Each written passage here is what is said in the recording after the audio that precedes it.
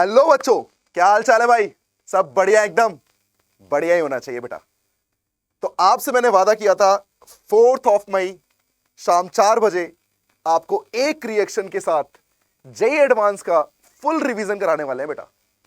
मतलब organic chemistry में problem होती है रिएक्शन और रिएजेंट को ध्यान रखना। इंपॉर्टेंट चीजें हम कहीं ना कहीं भूल जाते हैं।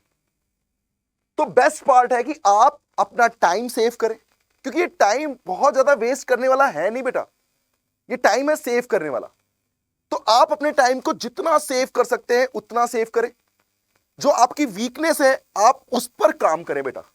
जो आपका अच्छा पार्ट है ना वो हमेशा अच्छा रहेगा, मैं आपको बता रहा हूं। जो आपका वीक पार्ट है ना आप उस पर मेहनत करो बस, और फिर देखो आप यूं से यूं चले जाओगे बेटा। तो एक बात मैं आपको बता दूं कि कभी कोई चीज अगर आपके मन में सोची ना आपने कि यार ये करना है, तो फिर बेटा उस पर सिर्फ सोच ही नहीं जानी चाहिए, उस पर आपका काम दिखना चाहिए कि आप उस पर काम कर रहे हो। मैं आपको 5 चीजें बताता हूं कि 5 चीजें लाइफ में कितनी इंपॉर्टेंट होती है किसी भी चीज को करने के लिए। The first one is know your goal. आपको अपने गोल के बारे में पता होना चाहिए। The second one is make it specific. कई सारी चीजें हैं लेकिन मुझे उसे स्पेसिफिक बनाना है। Third one is make it realistic. Fourth one write it down, and last one is break it down. तो ये कहानी अगर आपने अपना ली ना तो आप कभी भी किसी भी दिक्कत में नहीं आओगे। आपका गोल हमेशा आप अचीव करके ही मानोगे। तो इसी पर अपन लेकर आए हैं जेईई एडवांस 2023 नेम्ड रिएक्शन की सीरीज, जहां पर मैं आपको हर एक रिएक्शन के बारे में उसके क्वेश्चंस कराऊंगा। एक रिएक्शन को प्रॉपरली अपन समझेंगे और जितने एडवांस लायक क्वेश्चन हो सकते हैं उन्हें हम इसमें सॉल्व करेंगे। तो एक कदम जेईई की ओर। तो चलिए स्टार्ट करते हैं पहली रिएक्शन, और पहली रिएक्शन का नाम है and that is Wurtz reaction. बहुत पूछता है बेटा, वुड्स रिएक्शन का पार्ट कहीं ना कहीं आता ही आता है। तो पहली रिएक्शन है वुड्स रिएक्शन। जरा समझते हैं वुड्स रिएक्शन में क्या होता है। किसी भी रिएक्शन को अगर आपको सॉल्व करना है ना तो रिएक्शन के कुछ बेसिक पॉइंट्स होते हैं कि आपने रिएक्टेंट में क्या लिया है, आपने रिएजेंट में क्या लिया, और प्रोडक्ट क्या बनने वाला है। और इन 3 चीजों से बहुत ज्यादा इंपॉर्टेंट है कि उस रिएक्शन के मैकेनिज्म में क्या हुआ। मतलब आपको कौन सा पार्ट सही करना चाहिए, कौन सा पार्ट पे आपको ज्यादा ध्यान देना चाहिए, एंड दैट इज मैकेनिज्म। तो हर एक रिएक्शन के मैकेनिज्म को हम जरूर समझेंगे बेटा। तो चलिए स्टार्ट करते हैं वुड्स रिएक्शन। वुड्स रिएक्शन का इंट्रोडक्शन पार्ट है कि यहां पर एक एल्काइल हैलाइड होता है। यहां पर क्या होता है? Alkyl halide. Alkyl halide react with sodium in the presence of dry ether, and it will form a product which is alkane. मतलब ये किसके फॉर्मेशन मेथड है? एल्केन का फॉर्मेशन का मेथड है ये। तो कभी भी आपको एल्केन फॉर्म करनी है तो आपको क्या करना चाहिए? आपको वुड्स रिएक्शन अप्लाई कर देना चाहिए। अब क्या होता है यहां पर, जरा ध्यान से देखिएगा बेटा। यहां पर हमने लिया है एक alkyl halide RX। Let suppose मैंने यहां पर क्या ले लिया है? RX। और RX के साथ रिएक्शन करा रहा हूं मैं sodium in the presence of dry ether. यार ये बताओ मैंने ड्राई ईथर मीडियम क्यों लिया है? क्योंकि अगर मैं ड्राई मीडियम नहीं लेता और मैं एक्वस मीडियम लेता या प्रेजेंस ऑफ वाटर लेता तो बेटा वाटर के प्रेजेंस में वाटर अटैक भी तो कर सकता है, अल्कोहल भी तो फॉर्म कर सकता है। लेकिन मुझे फॉर्म क्या करना है? मुझे एक एल्केन फॉर्म करनी है। तो क्या मुझे मीडियम ड्राई ईथर लेना चाहिए या नहीं लेना चाहिए? ड्राई ईथर मीडियम लेना चाहिए। तो मेरे ख्याल से आपको यह बात क्लियर हो गई है। अब बात करते हैं कि सोडियम क्या करता है। तो बेटा सोडियम की खास बात है, जरा मैकेनिज्म को समझिएगा। सोडियम की खास बात क्या है कि सोडियम पॉजिटिव और इलेक्ट्रॉन में ब्रेक होता है, क्योंकि सब अपने ऑक्टेट को कंप्लीट करना चाहते हैं, अपना कॉन्फ़िगरेशन स्टेबल करना चाहते हैं, और बेटा ये एक इलेक्ट्रॉन लूज करके नोबल गैस कॉन्फ़िगरेशन में आ जाता है। तो मुझे बताइए क्या इलेक्ट्रॉन इजीली लूज होगा? बिल्कुल लूज होगा। मतलब रिएक्टिव पार्ट क्या है? रिएक्टिव पार्ट है ये इलेक्ट्रॉन। तो होता क्या है अगले पार्ट में, ये जो RX है इस RX के साथ इलेक्ट्रॉन रिएक्ट करता है। अच्छा इलेक्ट्रॉन अटैक कहां पे करेगा? जहां इलेक्ट्रॉन की कमी होगी। क्या R और X में EN का डिफरेंस है और EN के डिफरेंस से लेस इलेक्ट्रोनेगेटिव R है तो इलेक्ट्रॉन R से X की तरफ जाएंगे। इसका मतलब X पे क्या आना चाहिए था, डेल नेगेटिव, और R पे क्या आना चाहिए था, डेल पॉजिटिव। इसका मतलब मुझे बताइए अटैक कहां पर होना चाहिए, R पे होना चाहिए। कहां होना चाहिए, R पे। और रिलीज क्या करेगा, रिलीज करेगा ये X माइनस। अब एक चीज बताओ, जब इलेक्ट्रॉन अपना एक इलेक्ट्रॉन दे रहा है तो क्या एरो हाफ एरो लगना चाहिए था? कौन सा एरो लगना चाहिए था, हाफ एरो। ये मुझे ये बताता है बेटा कि R पर जब एक इलेक्ट्रॉन जाएगा ना, तो R पर एक ऑड इलेक्ट्रॉन स्पीसीज बनेगी जिसका नाम है फ्री रेडिकल, जिसका नाम है फ्री रेडिकल। तो कौन सा फॉर्मेशन होता है, फ्री रेडिकल का फॉर्मेशन होता है। और X किस पार्ट में निकलेगा, पेयर ऑफ इलेक्ट्रॉन लेकर, इसका मतलब कहीं ना कहीं उस पर नेगेटिव चार्ज आएगा। तो मुझे बताइए रिएक्टिव पार्ट में क्या RX में अगर RI होता तो सबसे ज्यादा रिएक्टिविटी होती, क्योंकि I माइनस इजिली ब्रेक होता है, I माइनस बहुत स्टेबल होता है। देन होता RBr, देन होता RCl एंड देन होता RF। क्या ये आनी चाहिए थी रिएक्टिविटी? और बेटा ये बताइए, अब फाइनली जो R रेडिकल बना है, तो हमें रेडिकल की प्रॉपर्टीज पता है सारी, कि रेडिकल की प्रॉपर्टीज क्या होती है। R रेडिकल अपने जैसे एक R रेडिकल के साथ डाइमराइजेशन शो करता है और एक फॉर्म करता है RR। मतलब कहीं ना कहीं अगर आपको एल्केन इंक्रीज करनी हुई तो भी आप वुड्स रिएक्शन का यूज कर सकते हैं। तो वुड्स रिएक्शन में फाइनली हमने क्या सीखा कि इलेक्ट्रॉन अटैक कर रहा है, sodium in the presence of dry ether के मीडियम में रिएक्शन हो रही है, एल्काइल हैलाइड की रिएक्शन हो रही है। एल्काइल हैलाइड का सबसे रिएक्टिव पार्ट कौन सा है, RI, RBr, RCl, RF। हो सकता है आपसे एक मोल पूछ ले, एक मोल से रिएक्शन हो रही हो। तो जब एक मोल की बात आती है ना और हैलाइड एक से ज्यादा लगे होते हैं, तो मुझे देखना होगा कि कौन सा हैलाइड रिएक्टिव होगा। जो ज्यादा रिएक्टिव होगा क्या वही प्रोसीड करना चाहिए। यही तो खास बात है, यही मैंने यहां किया है। तो मुझे बताइए फाइनली आपको क्या करना है, आपको इस RX से R को रिमूव करना है और क्या फॉर्म करना है, RR। तो क्या यहां पर एल्काइल हैलाइड से एक एल्केन फॉर्म होती हुई दिख रही है। अब ये रेडिकल मैकेनिज्म के साथ साथ आयनिक मैकेनिज्म भी शो करता है। अब आयनिक में भी प्रोडक्ट सेम बनता है, मैं आपको ओरली बता सकता हूं, देखिए कैसे।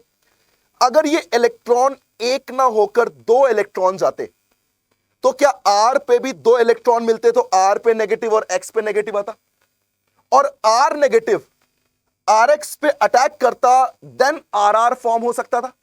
इसका मतलब अगर मैं यहां पर रेडिकल मैकेनिज्म की बात करूं तब तो आपने समझ लिया कि यार ये है रेडिकल मैकेनिज्म। लेकिन मान लीजिए अगर यहीं पर मैंने चीजों को थोड़ा सा चेंज किया, और चीजों को थोड़ा सा चेंज करके मैंने क्या किया, मैंने यहां पर एक आयनिक मैकेनिज्म द्वारा इसे सॉल्व किया। अच्छा, आयनिक मैकेनिज्म में क्या होता है कि जब मैं RX पे अटैक करूंगा sodium in the presence of dry ether medium में, तो मुझे बताइएगा सोडियम जैसे मैंने एक लिया था वैसे मैं दो सोडियम ले सकता हूं, जहां पर 2Na positive and 2 electron remove हो सकते थे। और ये दो इलेक्ट्रॉन जब RX पे रिएक्शन करेंगे तो मुझे बताइए दो इलेक्ट्रॉन से क्या बनेगा, नेगेटिव, और X किस पार्ट में निकल रहा है, नेगेटिव में। मतलब R negative plus X negative, और R नेगेटिव अब है रिएक्टिव पार्ट जो कि RX से अटैक करेगा। और बेटा RX से कैसे अटैक करेगा, ड्यू टू SN2 अटैक, बिल्कुल दिख रहा है आपको।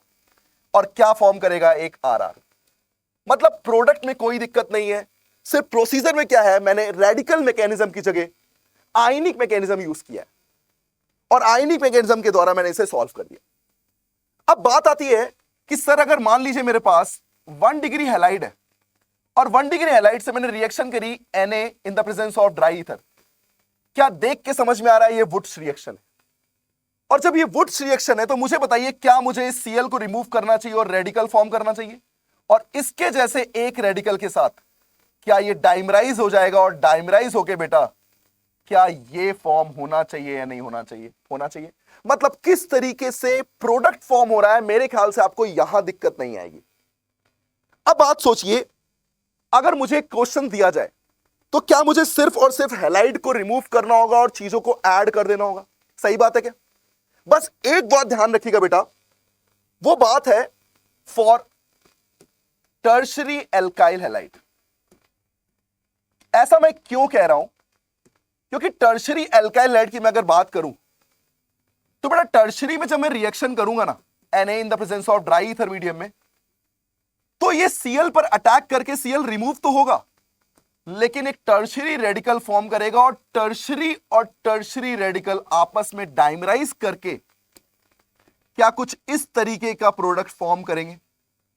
ये एक पॉसिबल प्रोडक्ट है, नो डाउट एक पॉसिबल प्रोडक्ट है, लेकिन इससे बेस्ट भी एक प्रोडक्ट बन सकता था। वो क्या करता, क्योंकि यार टर्शरी और टर्शरी जब ऐड हो रहे होंगे, डाइमराइज हो रहे होंगे, तो भाई बल्कि ग्रुप पे रिपल्शन भी तो लग रहा होगा। तो क्या इसे कहीं ना कहीं टर्शरी रेडिकल को इस 1 डिग्री कार्बन के H को रिमूव करना चाहिए, और 1 डिग्री H के कार्बन को अगर रिमूव करेगा तो क्या H ऐड होने के बाद एक एल्केन फॉर्म हो जाएगी, और H रिमूव होके क्या वो से रेडिकल फॉर्म करना चाहिए, और दो रेडिकल आपस में एक एल्कीन फॉर्म करेंगे या नहीं करेंगे। बेटा बताइए, एल्कीन फॉर्म करेंगे या नहीं करेंगे। मतलब एक एल्केन भी बन सकती है और एक एल्कीन भी बन सकती है। इसे बोलते हैं बेटा डिस्प्रपोर्शनेशन रिएक्शन। क्या बोलते हैं इसको? Disproportionation reaction. इसका मतलब होता है एक का ऑक्सीडेशन और एक का रिडक्शन।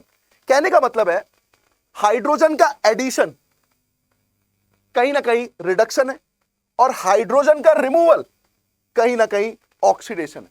तो क्या एक रिडक्शन और एक ऑक्सीडेशन प्रोडक्ट आपको दिख रहा है? लेकिन ये क्यों टर्शरी में हो रहा है? क्योंकि टर्शरी में डाइमराइज होना बहुत टफ है, लेकिन 1 डिग्री और 2 डिग्री में कोई दिक्कत ही नहीं है। तो अब फाइनली हमने पूरे वुड्स को देख लिया कि वुड्स में जब ऐड होंगी चीजें तो कोई दिक्कत ही नहीं है, ऐड कर दीजिए आप वहां पर। अब प्रॉब्लम यह आती है बेटा कि जब मैं टर्शरी को ऐड करता हूं तो डिस्प्रपोर्शनेशन शो करेगा, मतलब एक एल्केन भी पॉसिबल, एक एल्कीन भी पॉसिबल है। बस मुझे यह ध्यान रखना है। तो चलिए एग्जांपल करते हैं।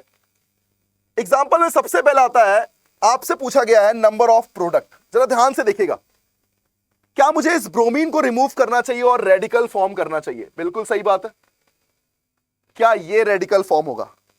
लेकिन आपसे पॉसिबिलिटी पूछी है, तो क्या पॉसिबिलिटीज में अगर कोई डिफरेंट रेडिकल बन जाए तो क्या मुझे उसे बना देना चाहिए? बिल्कुल बना देना चाहिए। इसका मतलब मैंने क्या किया, मैंने इसका रेजोनेंस किया, और रेजोनेंस करके ध्यान से देखिए बेटा, रेजोनेंस करके क्या ये रेडिकल यहां आ जाएगा और पाई बॉन्ड यहां बन जाएगा? दिख रहा है आपको?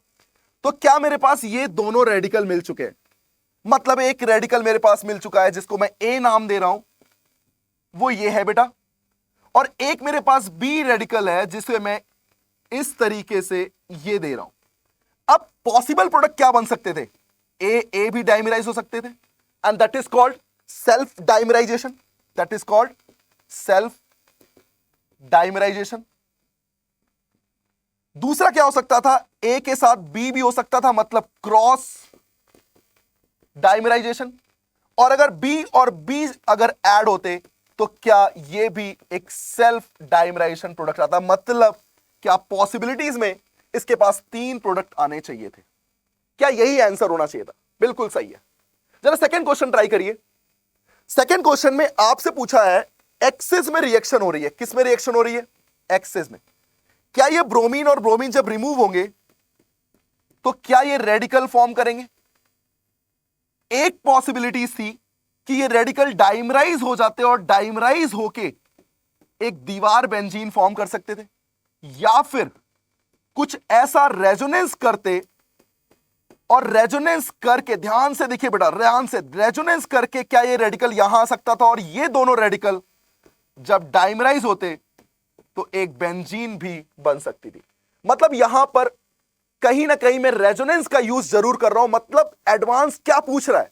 रेजोनेंस से रिलेटेड कहानी, रेजोनेंस से रिलेटेड क्वेश्चंस, जहां आप उसे मिस्टेक कर दें, आप डायरेक्टली रेजोनेंस ना करें और पॉसिबिलिटी खो दें, वो ये चाहता है। चलिए एक और करते हैं, फटाफट क्वेश्चन देखते हैं। क्या मुझे यहीं पर बेंजीन बना देनी चाहिए या फिर मुझे रेजोनेंस करना चाहिए था? बिल्कुल सही आंसर है बेटा, बिल्कुल सही जा रहे हो। रेजोनेंस करना चाहिए था, क्योंकि सर अगर रेजोनेंस कर दोगे तो भाई क्लियरली दिख रहा है कि अगर रेजोनेंस हो जाएगा तो क्या मुझे इस रेजोनेंस के द्वारा बेंजीन बनती दिख रही है? बिल्कुल दिख रही है बेटा, बहुत ध्यान से देखिएगा। मैंने रेजोनेंस पहले रिंग में कुछ नहीं किया है, दूसरे में मैंने रेजोनेंस करके रेडिकल यहां लगा दिया, ये पहले से था, और अब जब रिंग फॉर्म होगी तो क्या ये एग्जैक्टली एक anthracene as a major product form होना चाहिए कि नहीं होना चाहिए, बताइए आप। ये फाइनली प्रोडक्ट बनेगा। ठीक उसी तरीके से अगर मैं यहां की बात करूं, क्या ये टर्शरी रेडिकल दिख रहा है, तो क्या टर्शरी में मुझे डिस्प्रपोर्शनेशन रिएक्शन करना चाहिए कि नहीं करना चाहिए, बताइए आप। इसका मतलब अगर इसी क्वेश्चन को मैं अलग से ट्राई करूं तो ये क्वेश्चन एग्जैक्टली है क्या, ये यही तो क्वेश्चन है।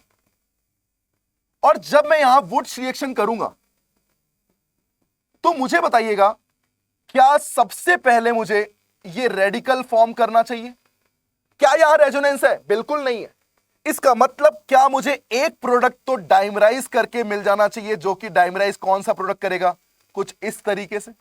देखिए आप ध्यान से देखिए, और एक प्रोडक्ट क्या बनना चाहिए था, इसी का एल्केन, क्योंकि डिस्प्रपोर्शनेशन में एक एल्केन बनता है और एक एल्कीन बनती है। बताइए मुझे, एल्कीन यहां से भी बन सकती थी, यहां से भी बन सकती थी, और यहां से भी बन सकती थी, क्योंकि रेडिकल से डाइमराइज करना होता है। मतलब एक ये पॉसिबिलिटी भी थी और एक ये पॉसिबिलिटी भी। तो कुछ इस तरीके से अपन पॉसिबल प्रोडक्ट सारे बना सकते हैं बेटा, क्योंकि ऑप्शन में more than one correct option का बहुत क्वेश्चन आते हैं, और ये ऐसे टाइप ऑफ क्वेश्चन में पूछा आता है। तो आपको ये सीरीज का पहली रिएक्शन आपको मजा आ गया होगा। और बेटा इसी तरीके से हर रोज शाम 4 बजे आपके लिए एक वीडियो आएगा, जो कि आपको प्रॉपर वे में एक रिएक्शन को तैयार करके देगा। तो आप लगे रहो, फुल मस्ती से लगे रहो, मैं यहां लगा रहूंगा और आपको हर रोज एक रिएक्शन सिखा के जाने वाला हूं बेटा। तो चलिए मिलते हैं अगली रिएक्शन के साथ, देखते हैं और मजे लेते हैं बेटा। चलिए, थैंक यू बेटा, थैंक यू।